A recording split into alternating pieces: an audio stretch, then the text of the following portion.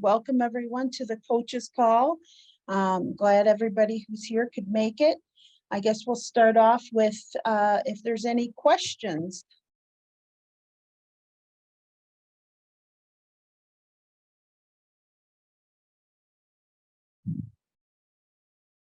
All right. Well, that's exciting.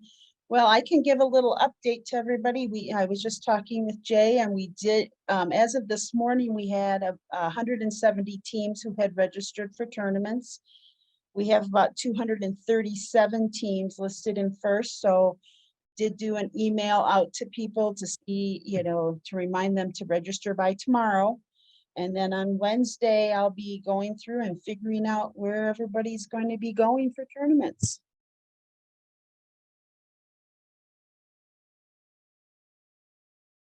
Do we have a number of how many teams will be at sectionals and state? Well, we have 2 sectionals, and so I don't currently have a number for that. That is not something I have discussed with Jeff at all, and I have figured, I think I figure that we're, gonna have to work with the tournament directors and everybody to figure that out also. Okay.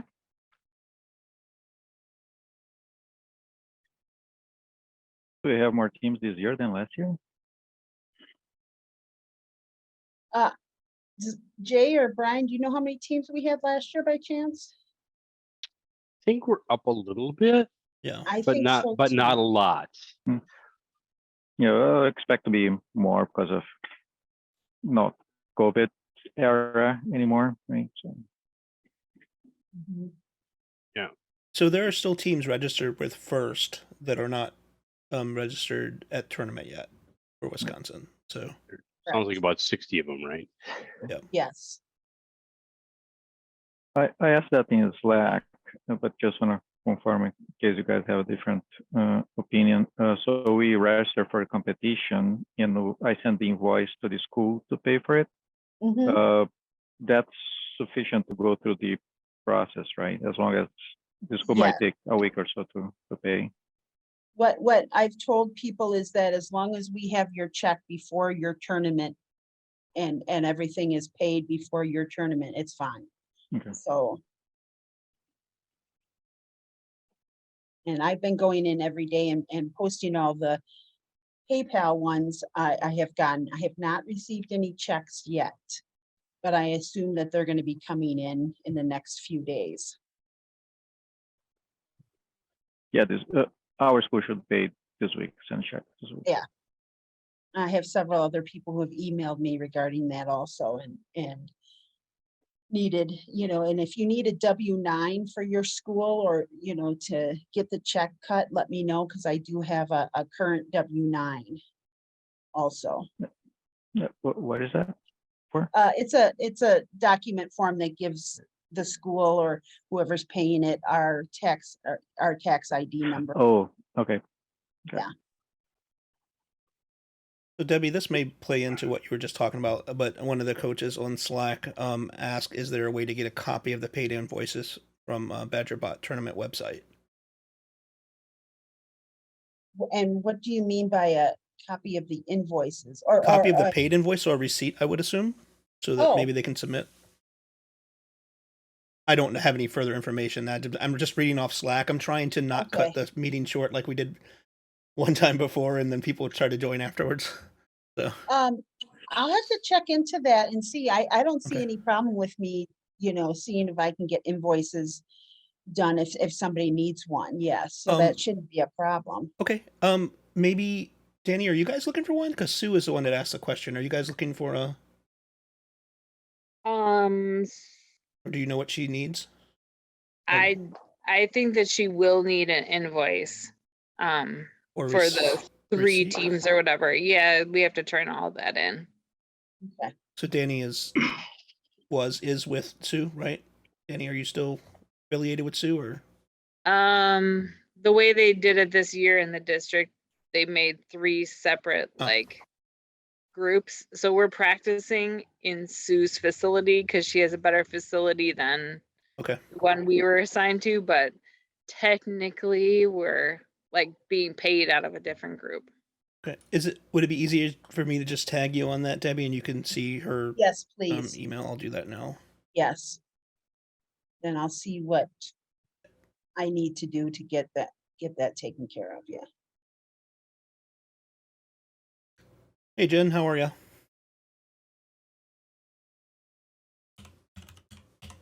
Hey, okay, are we not having a call? Did I make a mistake? No, we're on. You're on. You're here. We're here. Oh, okay. All right.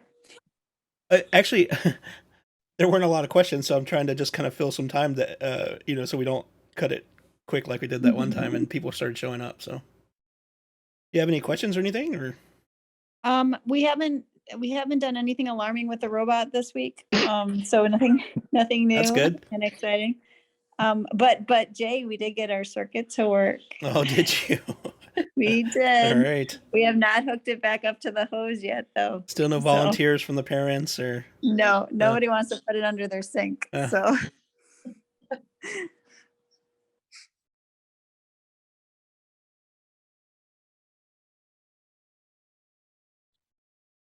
So open topic tonight. You guys can ask any questions you like.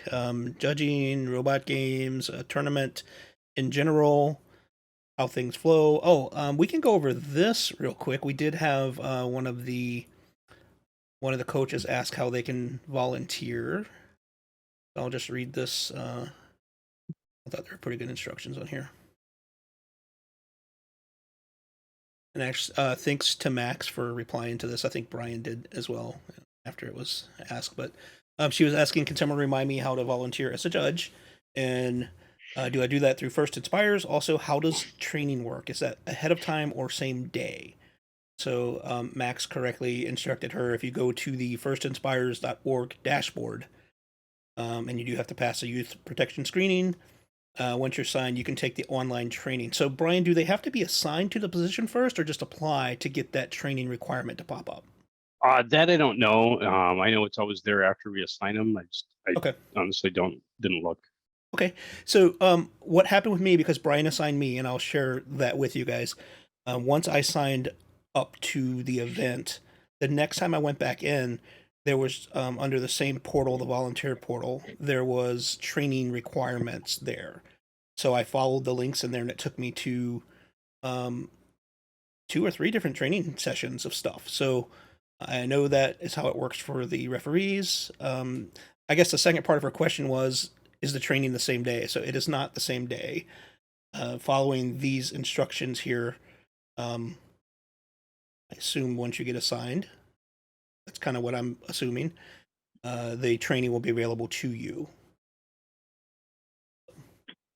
Do you gotta do the training every year that you volunteer, or is that one time deal No, that you do that every year. every year? Okay.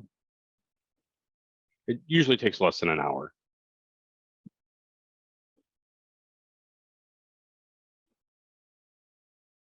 And if you sign up for multiple different things, it'll have multiple different training sessions for you as well. For instance, if you sign up for a judge and a referee, they would have the referee and the judge training in the portal for you. It's actually weird because I signed up for head ref and ref for one of the tournaments, and I had to do 2 different sessions of training. Same for judge, advisor, and judge. Ah, okay. I actually didn't see any difference in the training material. So this is first training material that they put out. So I didn't see any difference in the videos for head ref or ref. It is Oh. different between judge and judge advisor. but Okay, well, there you go. Judge advisor has a lot more training. Hey, Heather, how are you?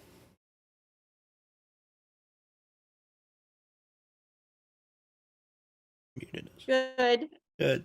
Just putting wood in the wood stove, so sorry. No, that's all good. Slow to respond. No, like I said, I'm not going to try to keep everybody here all night. One time we ended early and people started popping in about 6:15, so I didn't want to. A question about the competition day. So I think in one of the calls before it said that you'd kind of return back to kind of the way that was before, but it looks like the kids still go in a single room for all 3 judge sessions, right? So what are they doing after that? Because that was one thing that would consume a lot of time. But now they go to the sessions and then wait for a few hours to go to the robot session. Yeah, so it will be in all the events. The judging, the form of the day will be a little bit different. We're looking more at kind of a split thing where you'll do either judging in the morning or robot game in the morning, and then you'll do the other one in the afternoon. But you're right, it's still one. It will be one judging room. That's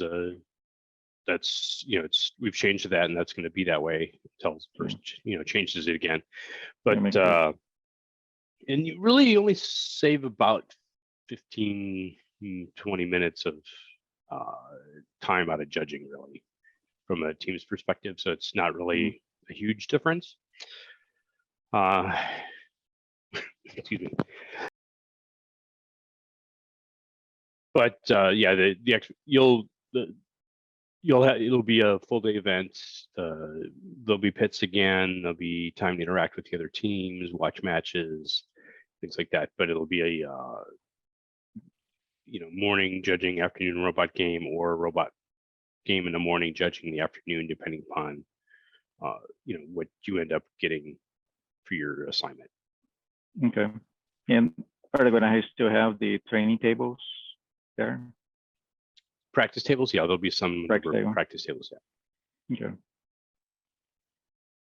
So one of the good parts to the all-day events again is we are planning on having longer times before your competition table visits. So we're shooting for roughly an hour. We'll see how all that shakes out, but that's the preliminary plan, is that you will not have to only have 10 or 15 minutes between robot runs. So we're trying to get back to that part of the competition, which I'm sure everyone will be happy about that. How do you like that, Lige? Very much. Yeah, I thought so. Cheering and cheering over here. Yeah. I will say that will be, Sue and I talked about that at length today, about missing that from last year, and the quick turnarounds was really difficult, and how much the kids learn from each other.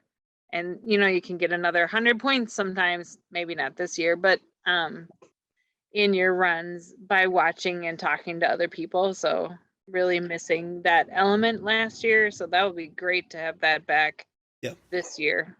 And I'll tell you, these guys did, and I didn't have a lot to do with it. I mean, I was, of course, advocating for it, but between Brian and Jeff and Lisa, then they were really working hard to get as much time between runs as we could. But it just, obviously, with the pods we had, sometimes 10 or 15 minutes between runs, and I get it.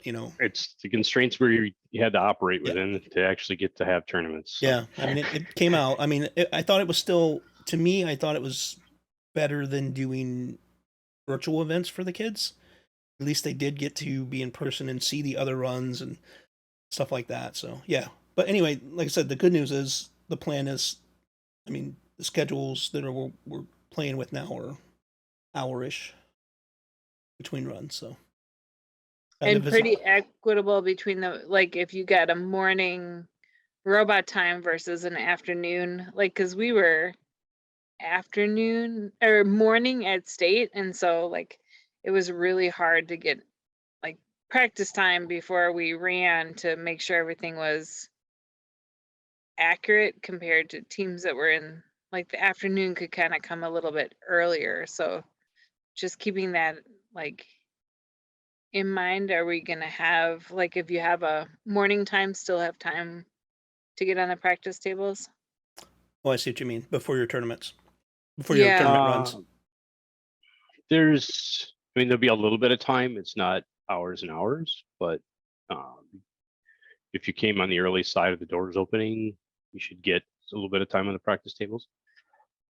Yeah, and how the olden days were. We would always open the tables up, 15, 20 minutes in the mornings for kids to practice before the referee meetings and stuff like that. So practice tables should be open all day. And so, Danny, I think the idea here is that we won't be you won't just have a little 4 or 8 team pod, so that all teams will be the tournament will at this point be available to all teams all day.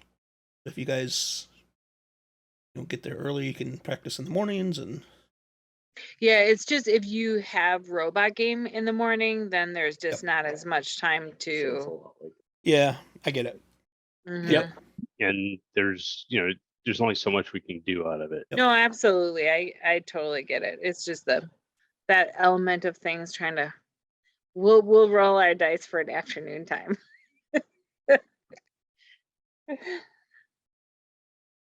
Well, you'll have an afternoon time. It's just whether it's robot or judging. Well, of course, the practice tables will be up as well.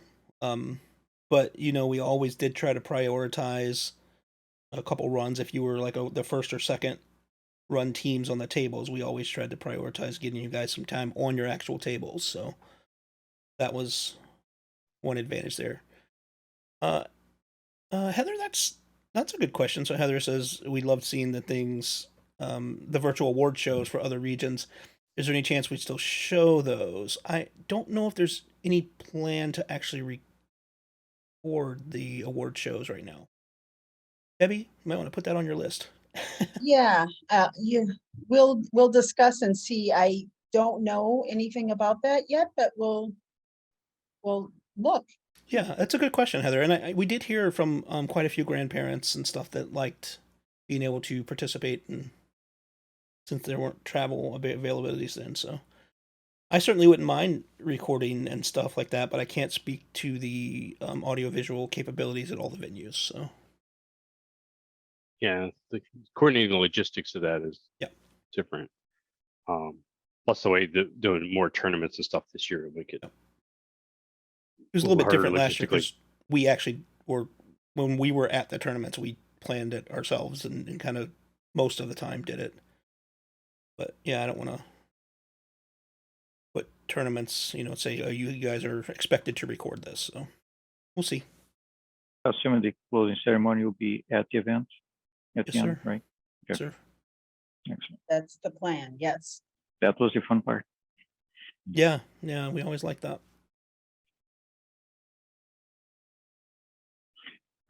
One maybe a thought that I was thinking about, that we always have like the 3 robot tries, right, during competition.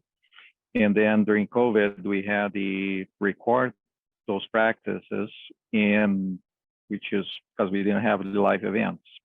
So there are kind of pros and cons on each, right? Because if you are at competition, it's very common that you never get all the points that you prepare for and your team is capable of.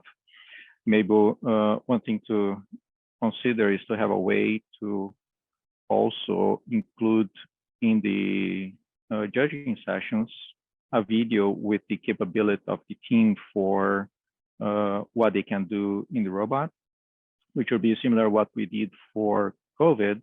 So we record 3 sessions, don't need to do 3, maybe just to submit 1 video with what the team can do in 2.5 minutes in the table during their practice plays. And then you still have the same way that is in competition with the 3 rounds, but would somehow include in the rubric like the capability of the team, because sometimes the team get frustrated because you prepare for just giving them 5 missions in competition, you get 1. So then just because everything can happen, right? Maybe just something to consider in the future to account for. I mean, as a person who's judged robot, we definitely miss seeing the robot run in there, but that was a deliberate decision by FIRST to pull that component out of the judging session. So they, that's actually per FIRST that we're not doing a robot field and competition in there, running the robot. So that's really as designed. It's operating as designed by not having that. No, and we I have know, to but use the same rules that everybody else does. Yeah, what I was proposing is not to have the competition table at the judging room as we had in the past, but submit a video with what the team can do on the table. Let's say they can do 350 points, with but that actually doesn't have a Around, bearing no. on the judging. Okay, the bearing on the judging really, if you look at the rubrics, is around the process, the design process. So it's actually not in line with what they're trying to accomplish at this point. Yeah, that's what I'm saying. In the future, that would be a change to the rubric. To Yeah, account first we'd for have to make you that know. change. First we'd have to Right. make that change. Yeah. Yeah, today, if you do or not the video, will not be part of the rubric, so it's not count anyway. Yeah, I think it's well, first of all, the flow chart for the judging session is pretty well regulated. It's pretty tight on the times and stuff like that. I don't think they'd want to add extra time into that, and I think they want you to prove your robot games on the robot table. I think that's kind of the thought there. I don't really see them really integrating. Yeah, The but the same robot way that games. they ask us to submit forms about the projects in the past, which means that committee needs to read material before the kids present the project. So But it'd be something on those lines. That's no longer the case. We Right. did that for a little bit during COVID, and that's it. Okay, that's not the case anymore. Okay, and that was really done not as something for us to read ahead of time. That was more as a fallback plan to address technology issues. So they don't want you leaving anything with the judges anymore. Like there's no binders or any leave behinds anymore. So, like I said, it's a pretty tightly regulated schedule for these guys, the flow chart. They don't have time in their sessions to look at materials that are left behind or to look at videos ahead of time or anything like that. So I get what you're saying. I get it. You want the judges to see the capabilities and, see that the kids really can get, 400 points on the table instead of the 200 they have. But I think they want to prove that out on the table. The robot competition is the robot competition, and then, the judging session is for their components. But hey, put a suggestion in there first. Put a suggestion in there first. You're welcome to do that. I mean, it's yeah. There's where is that? We don't make the rules, so if you think it's worth something you'd like to see, absolutely put something into them, and you never know. Where they do that? That one first Inspire. Yeah, there's an info link there. If you so where you go to the challenge and material at the very bottom, I think there's a question and info email there. Okay. Something. Yeah, so we're not telling you certainly not telling you, your idea is bad. Just if we have to go by what they set forth for us, and if you put something in and they want to do it, we can do it. Yeah, it's a global judging standard that we go by, and same with the refereeing. It's the same global refereeing standard. So, the expectation is it's operating the same no matter where you go.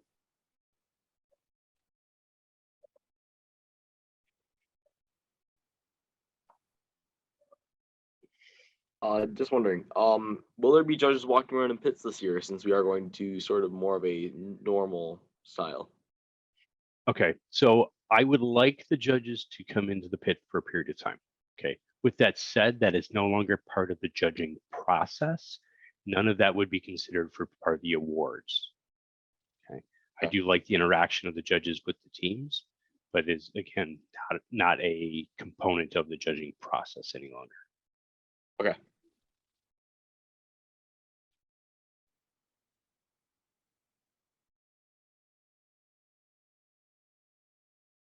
Hi, Meg. Did you have any questions this afternoon? You're just hanging out with us.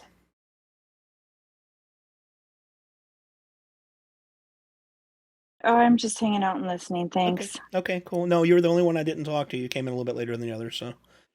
Yeah. We're probably not going to hang out too much longer here if there's no questions. And we just didn't want to close out early and have teams try to join later and not get their questions answered. So.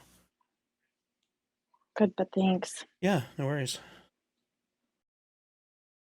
Well, for anybody watching the video, I know we do have a pretty good following of people that watch the videos every week. So thank you guys for following and watching. We appreciate that. So I will once again ask you guys, if you have time on one of your non-tournament days for coaches, please do think about volunteering with us for judging or reffing or any other. There's a ton of different positions that they need help with. So if you go to the firstinspires.org website and just Go to volunteer, look for some filters on the left-hand side. You can filter down for FLL or any other tournaments you want to work for, want to do if you'd like. And you can pick the ones that work for you and select a couple different positions you'd like to maybe try out. And we'd love to have you guys. We're always needing people at all the different events. I don't think I've had any events tell me that they're full and they can't take anybody else yet. So it's a great way for you guys to learn, for newer teams for sure, to learn how the judges go through the judging process and how all that works, and also a good way for your assistant coaches and head coaches to learn the robot games. So, and it's a lot of fun. It is a lot of fun. It's great. So when you're signing up for volunteer, you pick the specific location that you'll be judging? Yeah. Okay. Well, And so from a judging perspective, you'll end up being a judge.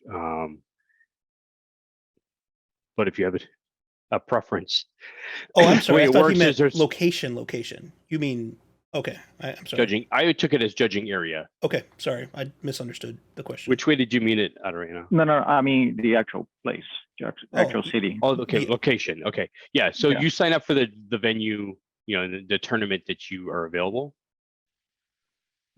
Yeah, And because you I can need sign to know which one our team will be Right. selected for right first, so that we are not judged on the same day. But and honestly, we don't want you to, because we really want you supporting your team. Right, I know, but let's say if I pick one location, but then our team is selected to participate on that same location, then gotta change stuff, Yep. Yeah, you should know in the next week or so. Yeah, that's what I was going to ask Debbie. Okay, Is that perfect. the plan the next week or so? That is or- the plan. What I'd like to do is have that information by Thursday, but we will see how that all transpires with what We're- teams we have sign up and everything. Yes. We're not going to hold you to that. We're not going to hold you to Please Thursday. Don't have to So- hold me to Thursday, but Yeah. that's what I would like to, it might be late Thursday, but So, all right. So for sure, guys, if you can help us out, volunteer directly with the events, and we'd love to have you. Also, check out the Slack channel if you're not on there. I know almost everyone here is on the Slack channel, but the people that are watching the video, if you're not on the Slack channel, join it. There's a general conversation channel there. There's a conversation, or there's a channel for the referee questions, as well as one for judging sessions, and there's also coach to coach sessions, or coach to coach questions, and some good conversations there. Lots of good information to be had, and all the very experienced coaches and referees and judges there are always happy to help. So let's see. Oh, other thing, if you need to get a hold of Debbie or BadgerBots for any questions you might have, you can reply back to the newsletter that you're getting. Mhm. Is that the easiest way, Debbie? that is the easiest way, because then that goes to the FLL teams at badgerbots.org email address. So yes, definitely. So feel free to reach out, ask us any questions that you would like. Join us every Monday for these coaches calls. Any other questions or any other information we want to share with these guys at all? Lodge, you have any questions? All right. Not really. He'll just keep texting you. Yeah. Yeah.